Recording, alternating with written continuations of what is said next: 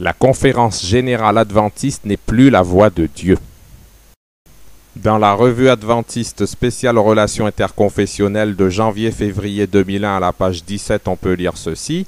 Les échanges interreligieux poursuivis depuis de nombreuses années entre la Conférence générale des adventistes et d'autres dénominations ont donné naissance à différents accords écrits avec la FLM, Fédération luthérienne mondiale, le COE, Conseil œcuménique des Églises, et avec le Worldwide Church of God. L'esprit de prophétie d'Ellen White nous dit ceci. Voici plusieurs années que je ne considère plus la conférence générale comme étant la voix de Dieu. Événement des derniers jours, page 54, numéro 152. Discuter avec l'ennemi, c'est lui donner l'avantage. Jésus-Christ, page 102. Adhésion à la Fédération protestante de France, FPF, adhésion à la Fédération d'entités religieuses évangéliques d'Espagne, FEREDE, adhésion au Conseil chrétien chinois, etc. Comme l'ancien Israël, l'Église adventiste moderne recherche à s'unir au monde à travers des alliances avec les infidèles à la loi de Dieu pour sa ruine. Un des principaux pièges de Satan pour triompher du peuple de Dieu consiste à abattre les barrières qui le séparent du monde. Dès que l'ancien Israël se permettait avec les païens des relations qui lui étaient défendues, il était entraîné dans le péché. L'Israël moderne s'égare de la même façon. Ellen White, dans La tragédie des siècles, page 552. L'Église adventiste s'associe au protestantisme, mais les églises protestantes rejettent le sabbat, quatrième commandement de la loi de Dieu, Exode chapitre 20, versets 8 à 11. Il est écrit dans 1 Jean, chapitre 2, versets 3 et 4, « Si nous gardons ses commandements, par là nous savons que nous l'avons connu. Celui qui dit « Je l'ai connu » et qui ne garde pas ses commandements est un menteur, et la vérité n'est point en lui. Les pasteurs protestants sont donc des menteurs, et la vérité n'est point en eux. En plus, les églises protestantes luthériennes et réformées sont pour l'homosexualité. La Fédération protestante de France a pris position pour la consécration de pasteurs homosexuels. Les églises protestantes sont donc les églises du diable. Croire en Dieu et être homosexuel sont deux choses totalement incompatibles puisque la Bible rejette catégoriquement l'homosexualité. Rappelle que Dieu rejette les adhésions à des fédérations protestantes. Ne vous mettez pas avec les infidèles sous un joug étranger. Quelle part a le fidèle avec l'infidèle? Et un protestant est un infidèle à la loi de Dieu. Quel rapport y a-t-il entre le temple de Dieu et les idoles? C'est pourquoi sortez du milieu d'eux et séparez-vous, dit le Seigneur. Ne touchez pas ce qui est impur et je vous accueillerai. 2 Corinthiens chapitre 6 versets 14, 15 et 17. Il cria d'une voix forte disant « Elle est tombée, Babylone la grande. Elle est devenue une habitation de démons, un repère de tout esprit impur, un repère de tout oiseau impur et odieux. Et j'entendis du ciel une autre voix qui disait « Sortez du milieu d'elle, mon peuple, afin que vous ne participiez point à ses péchés et que vous n'ayez point de part à ses fléaux. » Apocalypse chapitre 18 versets 2 et 4. Et avec sa reconnaissance de l'homosexualité, le protestantisme fait vraiment partie de Babylone. Et plus que jamais, il faut le fuir. La parole de Dieu nous dit de sortir de Babylone, pas d'entrer dans Babylone. Et dans l'esprit de prophétie d'Ellen White, nous pouvons lire « Aucun compromis n'est permis avec ceux qui annulent la loi de Dieu. Il n'est pas prudent de leur demander conseil. Notre témoignage ne doit pas faiblir. Message choisi, volume 2, page 425. Nous lier par contrat à ceux qui ne partagent pas notre foi n'est pas conforme à la volonté divine. Témoignage pour l'Église, volume 3, page 147. La parole de Dieu est contre les adhésions à des fédérations d'églises protestantes. L'Église s'est détournée de son chef, le Christ. Elle retourne résolument vers l'Égypte. Service chrétien, page 49. L'Égypte, tu as pris pour soutien ce roseau cassé qui pénètre et perce la main de quiconque s'appuie dessus. Tel est Pharaon, roi d'Égypte, pour tous ceux qui se confient en lui. 2 Rois, chapitre 18, verset 21. Il y a maintenant devant le peuple de Dieu une bénédiction ou une malédiction. Une bénédiction s'il sort du monde, se sépare et marche dans le sentier de l'humble obéissance. Une malédiction s'il s'unit aux idolâtres qui foulent aux pieds les hautes exigences du ciel. Testimonies, volume 1, page 609. Doit-on secourir le méchant et aimes-tu ceux qui haïssent l'Éternel? À cause de cela, l'Éternel est irrité contre toi. 2 Chroniques, chapitre 19, verset 2. Les pionniers adventistes au XIXe siècle avaient rompu avec le protestantisme apostat. Actuellement, l'Église adventiste dans de nombreux pays est membre de fédérations protestantes. Voici comment la Bible décrit cette trahison de la vérité du message des 4 anges d'Apocalypse 14 et 18. En effet, si après s'être retirés des souillures du monde par la connaissance du Seigneur et Sauveur Jésus-Christ, ils s'y engagent de nouveau et sont vaincus, leur dernière condition est pire que la première, car mieux valait pour eux n'avoir pas connu la voie de la justice que de se détourner après l'avoir connu du saint commandement qui leur avait été donné. Il leur est arrivé ce que dit un proverbe vrai, le chien est retourné à ce qu'il avait vomi, et la truie lavée s'est vautrée dans le bourbier. 2 Pierre chapitre 2, versets 20 à 22. L'Église adventiste retourne dans le vomi protestant, c'est pour cela que Dieu vomit l'Église adventiste. Voir Apocalypse chapitre 3 verset 16. Ils trébuchèrent et perdirent de vue et le but est Jésus, puis tombèrent du sentier et sombrèrent dans le monde méchant qui était au-dessous. Premiers écrits, page 15. Les fédérations d'églises protestantes sont diaboliques et elles préparent l'image de la bête d'Apocalypse chapitre 13. Prenez garde que vous ne soyez séduits. Luc chapitre 21 verset 8. Par votre persévérance, vous sauverez vos âmes. Luc chapitre 21, verset 19. Seulement ce que vous avez, retenez-le jusqu'à ce que je vienne. À celui qui vaincra et qui gardera jusqu'à la fin mes œuvres. Apocalypse chapitre 2, versets 25 et 26. Garder les œuvres de Dieu jusqu'à la fin, c'est par exemple ne pas revenir sur la séparation que Dieu a faite au XIXe siècle entre l'adventisme et le protestantisme apostat, car Dieu a fait une troisième alliance depuis 1844 qui inclut la restauration de son saint sabbat. Depuis, Dieu a rejeté et condamne le protestantisme. Depuis 1844, les églises évangéliques sont remplies de l'esprit de Satan et les prières des membres de ces églises sont une abomination aux yeux de Dieu. Spiritual's Gift, volume 1, page 190. Le protestantisme moderne est une abomination aux yeux de Dieu. Que notre peuple se garde bien d'écouter les conseils d'un homme, quelle que soit la position qu'il occupe, qui aille à l'encontre de ce que le Seigneur a opéré pour que son peuple soit séparé du monde. Témoignage pour l'Église, volume 3, page 147. Aujourd'hui, Dieu ne tient plus compte de l'Église adventiste mondiale de plus de 17 millions de membres. En effet, il est écrit « Mais quand le Fils de l'homme viendra, trouvera-t-il la foi sur la terre ?» Luc chapitre 18, verset 8. Ésaïe de son côté s'écrit au sujet d'Israël « Quand le nombre des fils d'Israël serait comme le sable de la mer, un reste seulement sera sauvé. » Romains chapitre 9, verset 27. L'histoire de l'ancien Israël est une image frappante de celle des adventistes. Tragédie des siècles, page 496. Et en effet, il n'y a plus d'amour de la vérité chez les adventistes puisqu'ils adhèrent à des fédérations d'églises protestantes, comme l'ancien Israël avait adopté les cultes païens de Baal des Phéniciens, Moloch des Ammonites, etc. L'Église est dans l'état de Laodicée. La présence de Dieu n'est pas au milieu d'elle. Ellen White dans Événements des derniers jours numéro 144. L'Église adventiste est inutile, Dieu n'est pas au milieu d'elle. L'histoire de l'ancien Israël est une image frappante de celle des adventistes. Tragédie des siècles, page 496. L'incrédulité et les murmures des enfants d'Israël illustrent bien la condition du peuple de Dieu à notre époque. L'histoire de la rédemption, page 127. Et comme dans l'ancien Israël, la vérité a disparu. Ésaïe chapitre 59, verset 15. Voici, votre maison vous sera laissée déserte. Matthieu chapitre 23, verset 38. La parole de Dieu est contre les adhésions à des fédérations d'églises protestantes qui ont apporté une malédiction mondiale sur l'église adventiste du 7e jour. Je ne serai plus avec vous si vous ne détruisez pas l'interdit du milieu de vous. Josué chapitre 7, verset 12. Dieu a prophétisé sur l'église adventiste qui est Laodicée. Je te vomirai de ma bouche. Apocalypse chapitre 3, verset 16. Apostasie, apostasie, apostasie, voilà ce que l'on voit se graver distinctement sur la façade de chaque église. Or si elle le savait, si elle le sentait, il y aurait quelque espoir. Mais hélas, elle s'écrie « Nous sommes riches, nous nous sommes enrichis et nous n'avons besoin de rien ». La Grande Controverse, édition de 1889, page 386.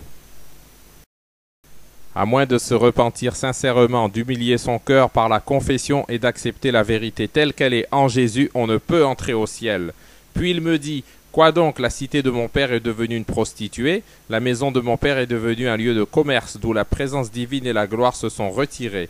C'est pourquoi il y a de la faiblesse, c'est pourquoi la force manque. À moins que l'Église, qui est travaillée par l'apostasie, ne se repente et ne se convertisse, elle mangera le fruit de ses propres œuvres jusqu'à ce qu'elle se prenne elle-même en horreur. Témoignage pour l'Église, volume 3, page 302-303.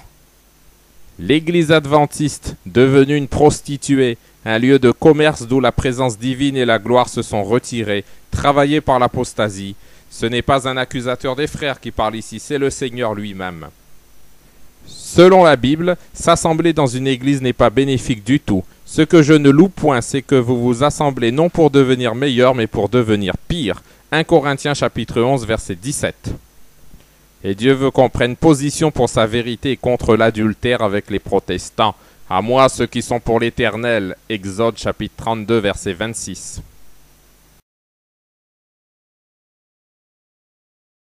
L'Église adventiste n'achèvera pas l'œuvre finale de Dieu sur notre terre, mais seulement quelques âmes fidèles. Voici, je me tiens à la porte et je frappe.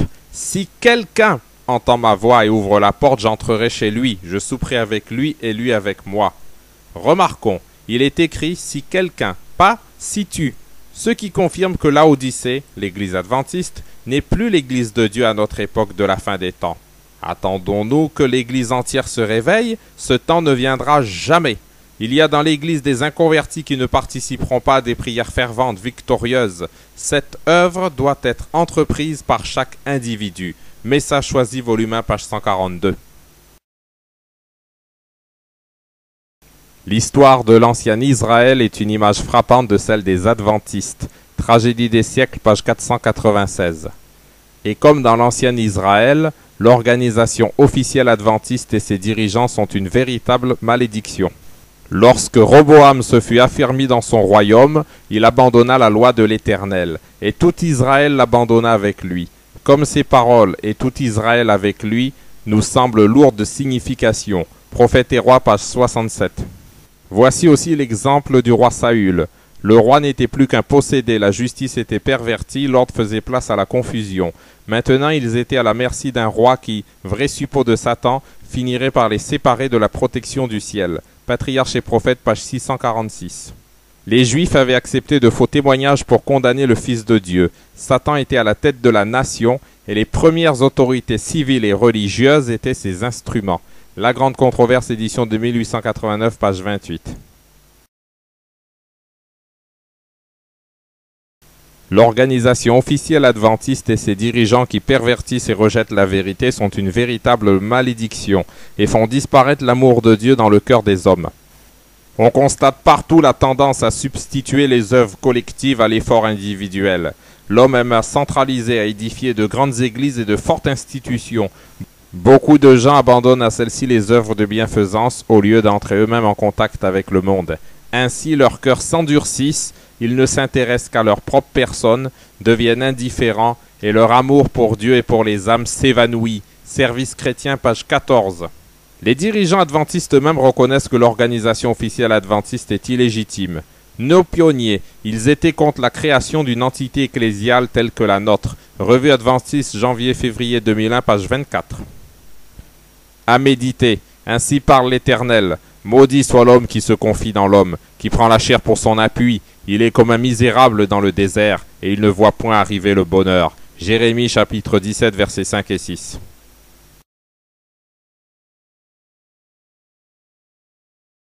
L'apostasie des adventistes qui s'unissent au protestantisme a été prédite par Ellen White. À l'approche de l'orage, un grand nombre de personnes ayant professé la foi au message du troisième ange mais qui n'auront pas été sanctifiées par l'obéissance à la vérité changeront d'attitude et passeront dans les rangs de l'opposition. En s'unissant au monde et en participant à son esprit, elles en viendront à envisager les choses à peu près sous le même angle. Aussi, devant le danger, seront-elles toutes disposées à choisir le chemin le plus facile. Tragédie des siècles, page 660. Certains feront l'impossible pour atténuer la différence qui existe entre les adventistes du 7e jour et les observateurs du premier jour de la semaine. En vision, il m'a été montré une assemblée de gens se disant adventistes qui conseillaient de ne pas élever si haut l'étendard qui fait de nous un peuple particulier, prétextant que ce n'était pas la meilleure méthode pour assurer le succès de nos institutions. Mais ce n'est pas le moment de descendre notre pavillon et d'avoir honte de notre foi, cette bannière caractéristique décrite par ces paroles. C'est ici la persévérance des saints qui gardent les commandements de Dieu et la foi de Jésus doit être portée dans le monde entier jusqu'à la fin du temps de grâce. Si nous avons à redoubler de zèle pour faire avancer l'œuvre en différents lieux, nous ne devons pas camoufler notre foi pour nous assurer le succès. La vérité doit être portée aux âmes qui périssent, et si nous la cachons d'une manière ou d'une autre, nous déshonorons Dieu et le sang de ces âmes tachera nos vêtements. Témoignage pour l'Église, volume 2, page 493. Il ne faut pas avoir peur de rejeter les relations interconfessionnelles œcuméniques avec les protestants. Il ne faut pas avoir peur de quitter l'église adventiste qui se dit aujourd'hui être une église protestante et qui partagera donc leur condamnation. Il est écrit « Ne croyez pas que je sois venu apporter la paix sur la terre. Je ne suis pas venu apporter la paix mais l'épée, car je suis venu mettre la division. » Matthieu chapitre 10 versets 34 et 35. On ne doit pas transiger avec l'erreur. Jésus-Christ, page 302. Dieu n'est pas œcuménique. Il y a un seul Seigneur, une seule foi. Éphésiens chapitre 4, versets 4 et 5. Toutes les autres croyances sont fausses. Toutes les églises protestantes enseignent des mensonges. Rappel des différences doctrinales fondamentales entre le véritable adventisme et le protestantisme moderne apostat rejeté par Dieu depuis 1844.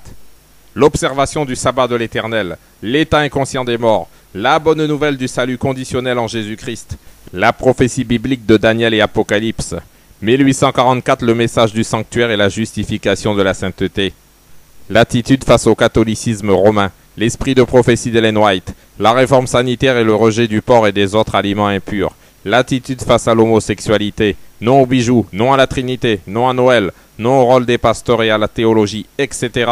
Les deux sont totalement opposés et incompatibles.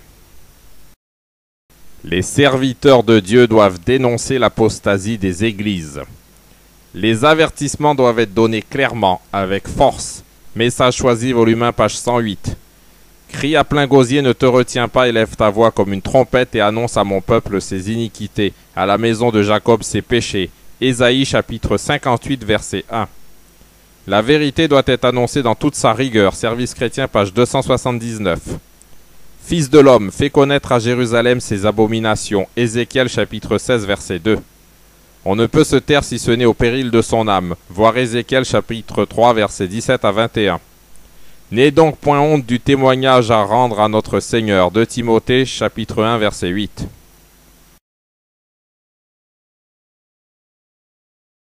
En ce temps redoutable, juste avant que Christ doive revenir, les messagers fidèles de Dieu devront présenter un témoignage encore plus catégorique que celui de Jean-Baptiste. Une œuvre importante et de responsabilité est devant eux, et ceux qui disent des choses doucereuses, Dieu ne les reconnaîtra pas comme ses bergers. Un malheur redoutable est sur eux. Testimonies, volume 1, page 322.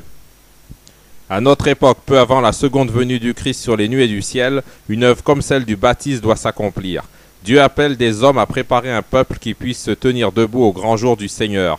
Le message précédant le ministère public du Christ était « Repentez-vous, publicains et pécheurs, repentez-vous, pharisiens et sadducéens, repentez-vous car le royaume des cieux est proche ». Nous aussi qui croyons à la venue prochaine du Christ, nous avons cet appel à faire retentir. Prépare-toi à la rencontre de ton Dieu. Notre message doit être aussi direct que celui de Jean. Il reprochait au roi leurs vices. Sans tenir compte du danger, il n'hésitait pas à prêcher la parole de Dieu. Que cette fidélité à la tâche soit la nôtre aujourd'hui. Pour cela, notre expérience spirituelle doit être conforme à la sienne et la même œuvre doit se faire en nous. Regardons à Dieu et dans cette contemplation, oublions-nous aussi nous-mêmes. Le ministère évangélique, page 51.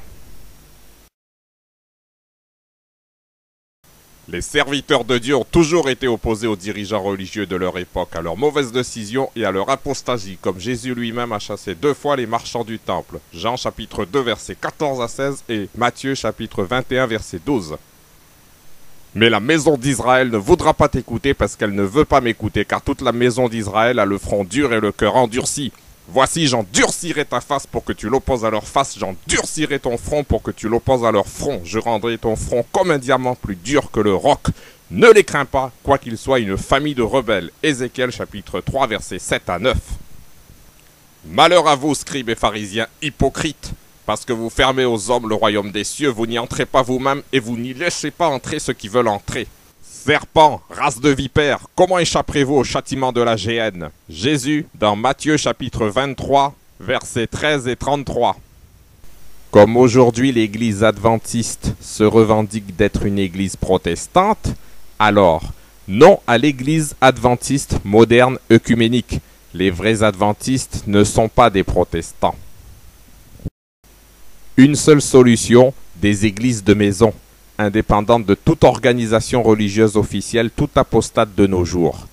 J'ai vu que, au fur et à mesure que nous approchons de la fin, on doit moins y prêcher et davantage y étudier la Bible, que de petits groupes se forment ici et là, chacun ayant sa Bible à la main, et qu'on étudie ainsi les Écritures librement, sans questionnaire d'école du sabbat par exemple, sur le ton de la conversation. C'est ainsi que le Christ enseignait ses disciples. Le ministère évangélique, page 399. La constitution de petits groupes est un plan qui m'a été présenté par celui qui ne peut commettre d'erreur. Évangélisé, page 111.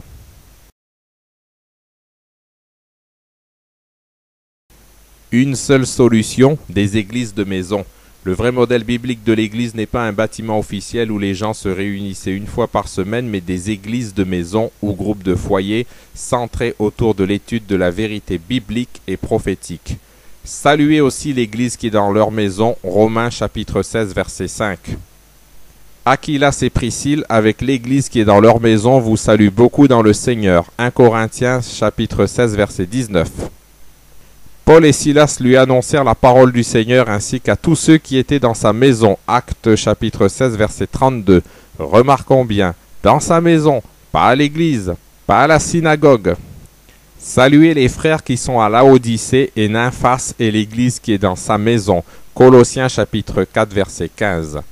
Paul, prisonnier de Jésus-Christ, et le frère Timothée, à Philémon notre bien-aimé, à Archippe notre compagnon de combat, et à l'église qui est dans ta maison. Philémon versets 1 et 2. Une seule solution, des églises de maison. L'église de maison ou groupe de foyer est en accord avec la parole de Jésus. Car là où 2 ou 3 s'assemblent en mon nom, je suis au milieu d'eux. Matthieu chapitre 18 verset 20.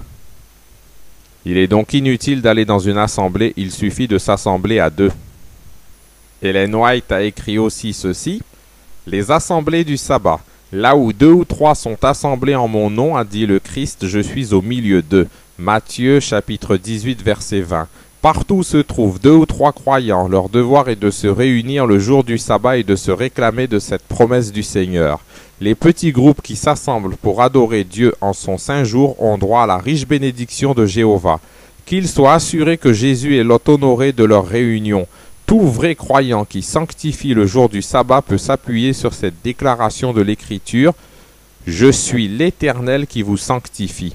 Témoignage pour l'Église, volume 3, page 28. Une seule solution, des églises de maison. Vraie définition de l'Église de Dieu selon l'esprit de prophétie. Numéro 1.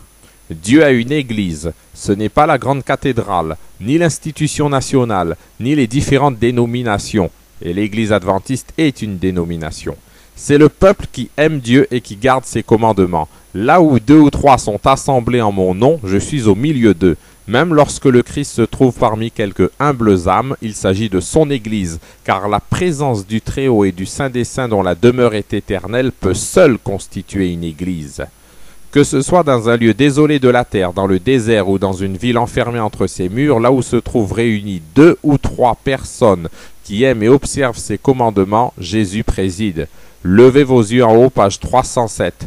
On peut donc se réunir à 2 ou 3 n'importe où. Numéro 2. Dès les origines, les âmes fidèles ont constitué l'Église ici-bas. De tout temps, le Seigneur a eu ses sentinelles. Conquérant Pacifique, page 13. Qui constitue l'Église ici-bas? Les âmes fidèles. L'Église adventiste étant pleine de pasteurs et de membres ne faisant pas la volonté de Dieu, n'obéissant pas à tous les ordres divins écrits dans la Bible et l'esprit de prophétie, s'unissant aux églises apostates du monde, l'Église adventiste ne constitue pas l'Église divine ici-bas. Ce sont les âmes fidèles qui la constituent. Numéro 3. Définition du lieu d'adoration selon Jésus. Jésus, il aimait les spectacles qu'offre la nature. Une retraite tranquille était pour lui un temple sacré. Jésus-Christ, page 278. Donc pas besoin d'un bâtiment officiel d'adoration. Une seule solution, faire des églises de maison consacrées à étudier la Bible sans les fausses organisations religieuses humaines, sans les faux pasteurs adventistes qui se disent protestants. À méditer. On ne peut parvenir à la connaissance de la vérité aussi longtemps que l'on se fie à une autorité humaine. À l'exemple de Nathanaël, nous devons étudier la parole de Dieu pour nous-mêmes et prier en vue d'obtenir l'illumination du Saint-Esprit. Jésus-Christ, page 123. La nécessité d'étudier la parole de Dieu. Toute la Bible nous exhorte à étudier la parole de Dieu. Éternel, fais-moi connaître tes voies, enseigne-moi tes sentiers. Psaume 25, verset 4. Enseigne-moi tes statuts. Psaume 119, versets 12, 26, 64, 68, 124 et 135. Croissez dans la grâce et dans la connaissance de notre Seigneur et Sauveur Jésus-Christ. À lui soit la gloire. 2 Pierre, chapitre 3, verset 18. La révélation de tes paroles est claire. Elle donne de l'intelligence aux simples. Psaume 119, verset 130. Tout ce qui a été écrit d'avance l'a été pour notre instruction, afin que par la patience et par la consolation que donnent les Écritures, nous possédions l'espérance. Romains chapitre 15, verset 4. Si on n'aime pas étudier la Bible, il est écrit « Mon peuple est détruit parce qu'il lui manque la connaissance. Puisque tu as rejeté la connaissance, je te rejetterai, et tu seras dépouillé de mon sacerdoce. » Osée chapitre 4, verset 6. J'exterminerai ceux qui se sont détournés de l'Éternel et ceux qui ne cherchent pas l'Éternel, qui ne le consultent pas. Sophonie, chapitre 1, versets 4 et 6. Et nous devons particulièrement étudier les prophéties. Et nous tenons pour d'autant plus certaine la parole prophétique à laquelle vous faites bien de prêter attention, comme à une lampe qui brille dans un lieu obscur jusqu'à ce que le jour vienne apparaître. 2 Pierre, chapitre 1, verset 19. Heureux celui qui lit et ceux qui entendent les paroles de la prophétie et qui gardent les choses qui y sont écrites, car le temps est proche. Apocalypse, chapitre 3, verset 1. La nécessité d'étudier la parole de Dieu. Seuls ceux qui se seront fortifiés par l'étude des Écritures pourront subsister au cours du dernier conflit. Tragédie des siècles, page 644. Seuls ceux qui auront fortifié leur esprit par l'étude des vérités bibliques demeureront fermes dans le dernier grand conflit. Événements des derniers jours, page 70, numéro 211. Seuls échapperont à la redoutable séduction qui subjuguera le monde ceux qui étudient diligemment les Écritures et qui ont l'amour de la vérité. C'est grâce au témoignage de la parole de Dieu qu'ils découvriront le séducteur sous son déguisement. Tragédie des siècles, page 678.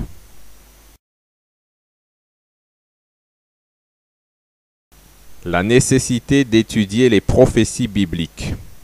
À l'apôtre Jean, sur l'île de Patmos, furent révélées les choses que Dieu voulait qu'il communique aux hommes. Étudiez ces révélations. Évangélisé, page 116. Il faut que les messages solennels donnés dans l'Apocalypse, selon leur ordre de succession, occupent la première place dans l'esprit des enfants de Dieu. Rien d'autre ne doit captiver leur attention. Témoignage pour l'Église, volume 3, page 333.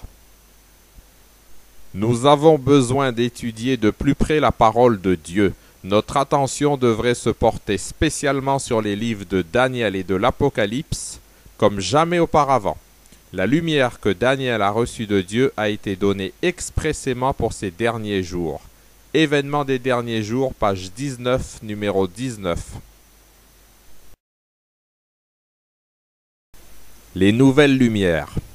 Il est dans les intentions de Dieu de donner à son peuple, déjà ici-bas, toujours plus de lumière. Le ministère évangélique, page 291. Si les disciples du Christ cherchaient la sagesse avec ferveur, ils découvriraient des trésors de vérité qui jusqu'alors leur étaient inconnus. Conquérant Pacifique, page 251. De nouvelles lumières éclaireront toujours la parole de Dieu pour celui qui vit en relation avec le Fils de la justice. Que personne ne croie qu'il n'existe plus de vérité devant être révélée. Counsels to Writers and Editors, page 35. Les nouvelles lumières.